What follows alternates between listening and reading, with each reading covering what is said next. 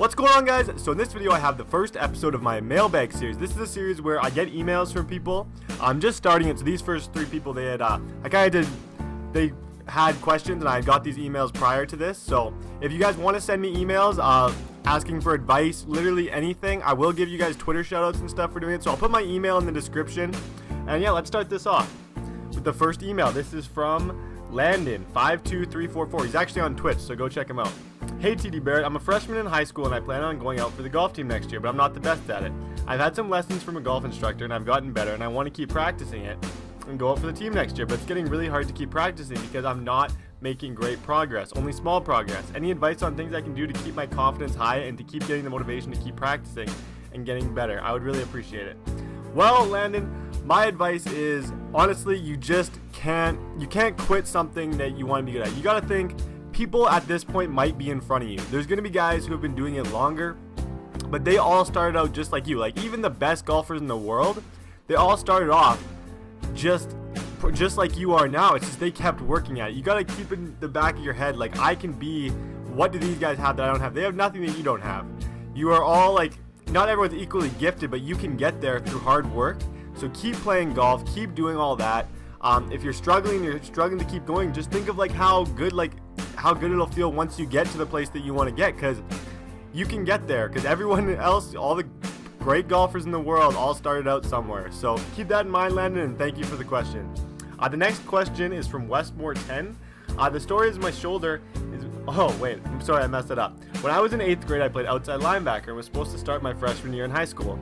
When I would tackle, I'd always lead with my shoulder, so I started to get a sharp pain in my neck and shoulder, and I kept playing for about a month before I went and got it checked out. So I go to the doctor's office and get an MRI done. After the MRI, the doctor comes in and says he has some bad news. He said I have severe bursats in my shoulder and had slightly torn severed tendons in my arm. And he told me that if it ever happens again, I wouldn't be able to play any sports at all, and I would have to get major surgery done. So I had to get physical therapy on for 3 months, and I did it 4 times a week. So I felt all right, and I was able to play baseball, and I just haven't gotten over the fear of injuring again, so I haven't gone back to football. What should I do? Well, in my opinion, I'm not 100% sure. If the doctor has said that you can play football and it won't affect it, and it's just a mind thing, then you definitely want to start playing football. You can only play football for so long, right?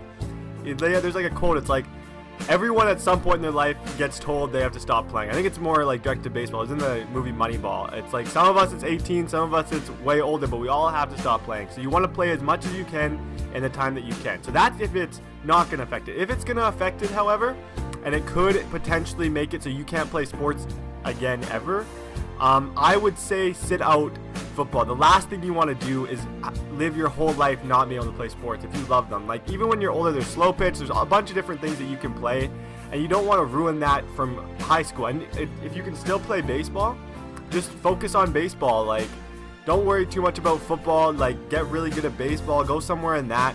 And that's my advice. I'd say if it's just a mental thing where you're afraid to keep playing, I get that those are hard to overcome, but you want to just do as much as you can to get over that, because you can only play football for so long.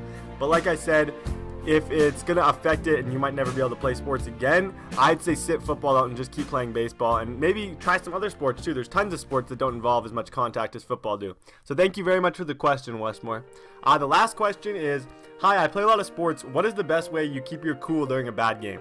Well, that is $1 million question. That is not an easy one to answer. I have found, this is something I've struggled with a lot, and I've had some ways to kind of make it better. So the number one thing I think about during a game is, if I'm playing really bad, is I just kind of, sometimes you can get so caught up in the game and so caught up in the moment that you forget that it's just football, or it's just baseball, it's just sports. Like, it's not life or death. And I usually think that, I think, you know what?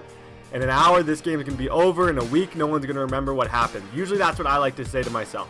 And it calms me down a lot, because you don't want to think of it as a life or death situation, because it's not. Sports will never be a life or death situation unless they're super dangerous sports. But like team sports and stuff, it's just for fun. You're playing to win, and it's going to hurt. You don't want to lose. You want to play your best, and you want to do your best.